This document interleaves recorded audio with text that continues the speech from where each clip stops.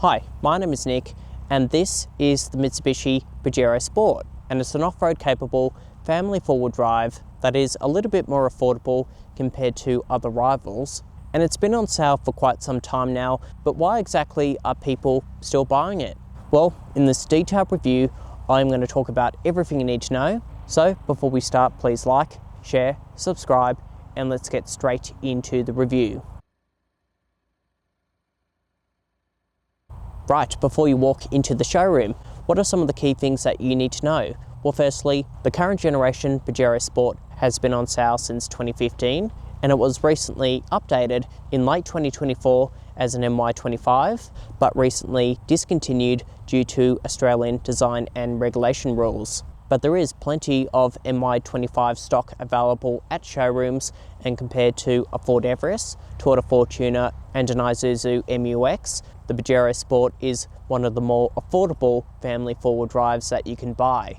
And when it comes to the model range, there are 4 different versions to pick from. The base model comes in a 5-seat configuration, whereas the rest of the range come with 7 seats. And the version I'm featuring is the GSR, which is available in 4 external colours. And finally, when it comes to ownership, servicing, warranty and running costs, all of that key information is on your screen right now. Now, moving on to styling, the front section gets automatic LED headlights with DRLs, automatic high beam and automatic rain sensing wipers. There's also additional chrome trim over in the middle, and this of course being a GSR, black badging on the bonnet and black highlights across the top and lower radiator grille. And it's also worth pointing out that the Pajero Sport was updated for 2025, and those changes include subtle redesigned elements across this open air vent section, and a couple of other design highlights on the bottom, and dark accents within the headlight clusters.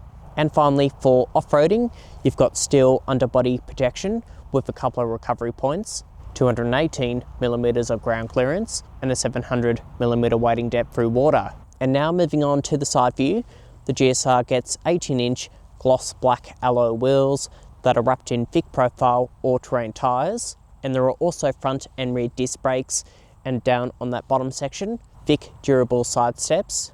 Now, some other visual changes with the GSR include black mirror caps, door handles and top roof rails, and privacy glass from B-pillar to the back. And this particular press car has also been fitted with accessories that include a snorkel and 2 top roof racks. And if we now take a look at the rear design, at the back you get these partial LED tail lights, so there are some halogen bulbs for the indicators and reversing lights. And I've got to say the tail lights do look pretty droopy, so from the back it's definitely not my favourite angle, but styling is subjective, so write down what you think in the comments down below. And this of course being the GSR version, in the centre that is finished off in gloss black, and so is the bottom section. And you also get a top roof spoiler finished off in gloss black, and a black GSR badge off to the right hand side. And finally, looking lower down, as you can see, this has been fitted with a tow bore, but it is worth pointing out that towing abilities are slightly less compared to other rivals, but I'll run you through some figures when we move on to the engine bay. Right, moving on inside, this comes with a remote key, keyless entry and push button ignition. Now, when it comes to presentation, inside it is fair to say that this feels very outdated, and there are a lot of elements from the previous generation Triton. However, you do get an updated steering wheel from the current generation Triton that feels nice to grip onto. And of course, this being a GSR, a 2-tone black and burgundy colour combination with a diamond effect seat trim. And if we move on to build quality, the door slam feels solid, but so does the rest of the cabin. So the top section is rock hard, even when you look lower down, and on the dashboard as well. And you've also got plastic trim with gloss black in the middle and gloss black on the doors. But the grab handles do feel pretty solid, and you also get soft padding where you rest your elbow, soft padding over in the centre, and soft padding on this armrest. Now, moving on to comfort, the seats are finished off in synthetic leather, and they are pretty comfortable to sit in. They also include seat heating, electric seat adjustment, and specific to the driver, lumbar support with a manual tilt and reach steering column. And finally, dual zone climate control with physical dials and buttons. Next, if we now move on to infotainment, it all runs off this 8-inch touchscreen, which is easy to use because it is basic. And it's also worth pointing out that there are no physical buttons or dials, just touch sensitive controls and some shortcut buttons on the steering wheel. And in terms of key features, there's inbuilt satellite navigation, and that is using TomTom maps.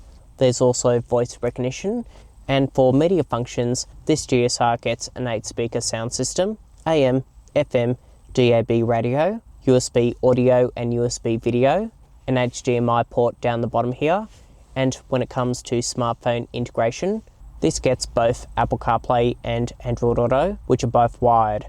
Next, moving on to safety, this comes with a 360-degree camera system, and by pressing on this button, you can cycle between different angles and gutter views. There are also parking guidelines, but as you can see, the picture quality isn't really that great, but you do get front and rear parking sensors, plus a rear cross traffic alert, and auto dimming rear vision mirror. And other safety items include blind spot monitoring on the 2 door mirrors, a lane departure warning with a lane keeping assistant, adaptive cruise control that keeps you within distance between yourself and the vehicle in front, a forward collision warning, along with an integrated speed limiter. Now, moving on to this revised gauge cluster, as you can see, it is a big improvement over the previous version, but it isn't really all that configurable, aside from changing through menus between vital information. Next, moving on to off-road driving, this uses Mitsubishi's Super Select 2 4-wheel drive system, which means you do have the ability to swap this from 2 high to 4 high for on-road driving, and 4 high to 4 low for off-road driving. Additionally, there's also a rear differential lock, a hill descent control, hill start assist, and the button here cycles between all of your different off-road driving modes. Now, what about storage? Over on the top section, there's a sunglasses holder. The glove box fits a big giant water bottle, but the door bins are quite small and they can only fit a small water bottle. And that is the same story with these 2 small cup holders. There are also 2 USB-A charging ports and a 12-volt socket, but not really enough room to store your phone. And finally, over in the center, a decent sized glove box that goes down pretty far deep. Here in the second row, as you can see, this driver's seat is set in my position, and knee room is okay, but toe room could be a bit better. Headroom is also pretty good. You can also recline these seats backwards and forwards, but you don't have any ability to move them forwards or backwards like you can do in some other rivals. And if we take a look at the middle seats, again, decent knee room. Headroom is also pretty good, but toe room is pretty limited. Now, in terms of key features, there are map pockets behind the front row seats, USB-A port with an AC 150 watt power socket. You do also get a little bit of storage on the doors, big enough for a small bottle. Grab handles on the B-pillars and grab handles up the top here. There are also directional air vents, and your climate buttons are over in the middle section. Moving over to the center, a flip down armrest with 2 small cup holders. And finally, the 2 outboard seats are ISOFIX compatible. And right behind me on the top section, there are 3 top tether points. Right, moving on to the third row. So as you can see, the second row seat is fixed into the upright position, and knee room is okay, but I've barely got any room for my toes. Headroom is just okay, and that is with the seat slightly reclined. So like most rivals, the third row isn't really that suitable for adults, but for a short journey and for small kids, the third row seats are fine. There are also 2 small cup holders on the right hand side, directional air vents with grab handles over on the top here. Nothing on the left hand side, and it is worth pointing out that there are no ISOFIX or top tether points for the third row seats.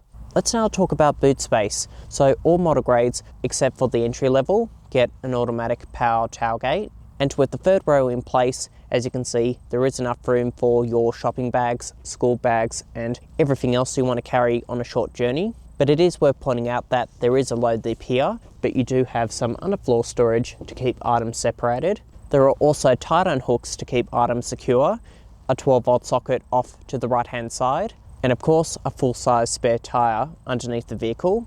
Now, to fold down the third row seats, you pull on these manual levers, but as you can see, you do need to drop down the second row first, which can come across a bit annoying, but that is what it looks like. So plenty of space for 2 or 4 large suitcases.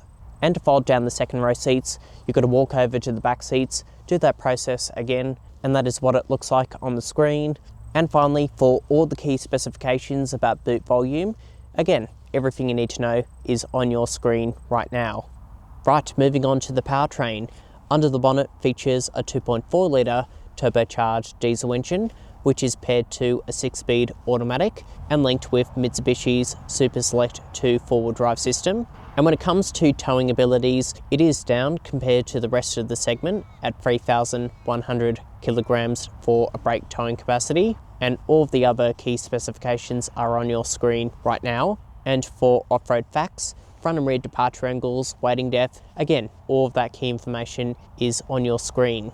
Right, moving on to the driving impressions. Over the bonnet, there's great forward visibility, good side vision, decent sized wing mirrors, and at the back, vision is okay, but there is a little bit of a blind spot on that C-pillar, and if you've got the third row in place with the headrest up, yeah, vision isn't really the best. And in terms of controls, a traditional gear selector with paddle shifters on the steering wheel that do feel nice to tap, and they also feel nice and solid and metallic-y. Driving around at low speeds, it does feel like what it is, a body-on-frame vehicle, so the steering is heavy thanks to it being hydraulic. The gear changes aren't as smooth as what you'll find in the Ford Everest, and the engine does make a lot of noise. I can hear a lot of that rumble coming into the cabin. Wind noise is okay, and there isn't really that much tire roar coming from those all-terrain tyres. So overall, the experience for this type of vehicle is fairly good. Another benefit of the Pajero Sport compared to most of its rivals, this can run the four-wheel drive system on sealed surfaces. So on a wet road, it does give you a bit more confidence compared to driving an Isuzu MU-X or a Toyota Fortuner. The brakes also have a good feel for this type of vehicle, and the accelerator response is smooth. And when you put your foot down, it is okay in terms of performance where it fits in within the segment, but it's definitely not quick, and it does feel underpowered, especially compared to a Ford Everest. The suspension does also come across on the soft side because you do have a coil sprung setup at the front and at the rear as well. It does feel a little bit unsettling when you reach higher speeds, but for touring around on the motorway, towing a caravan and going off-road, it seems to be pretty capable at all of those things, but compared to a normal car, it is compromised in terms of body control and agility, and that is the same with most of the rivals out there. Now, an advantage of this car being a little bit older, there are no annoying driving aids like the driver fatigue monitoring system and all of the other beeps and bongs that come with a lot of modern cars. But the adaptive cruise control, whilst it worked fine on the motorway, it does take a bit of time setting it into configuration. And like I said, the 360-degree camera system is pretty outdated, but overall it seems to work fine. Again, it's not the most high-tech body-on-frame four-wheel drive that you can buy, and in terms of fuel consumption, on your screen is what I was able to achieve next to the combined figure, and I thought those were reasonable results. So with on-road driving impressions out of the way, let's move on to a little bit of off-road driving. Right, moving on to off-road driving. Now, I'm not going to do anything too challenging. This is just to get an idea on how well this performs off-road, or at least on an unsealed surface, and already the traction control system works really well, especially if you've got it in 4 high, because you can change into different driving modes between gravel, mud and sand. So if I put it onto gravel, I can feel the revs change a little bit and the car responds a little bit differently, and that'll set the car up to what it thinks it needs to be in. And I do also like how all of the controls are very simple, but the tech is actually pretty advanced. And going over bumps, the suspension feels more than capable, but it's comfortable at the same time. Actually, this is a bit of a tricky section. Okay, it's all good. So yes, if you do take this car anywhere, it does feel very capable and it does react really well. And I think this car suits off-road driving at best, touring around, not so much city driving. So yeah, for this sort of purpose, it's great. You can bring the family with you, and all the models come with full-time four-wheel drive. And now I am on sand, so I might actually put it in 4 low, engage that rear diff lock.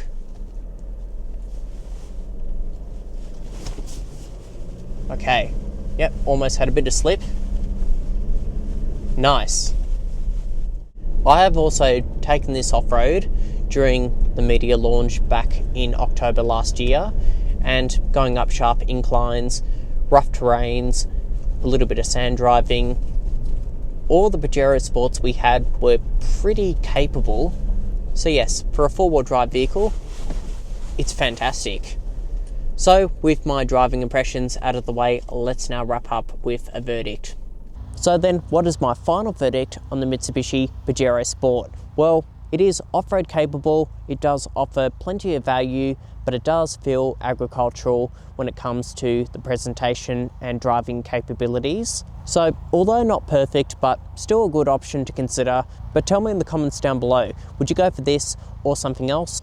And as always, please like, share, subscribe. But for now, I will see you in the next film. Thanks for watching.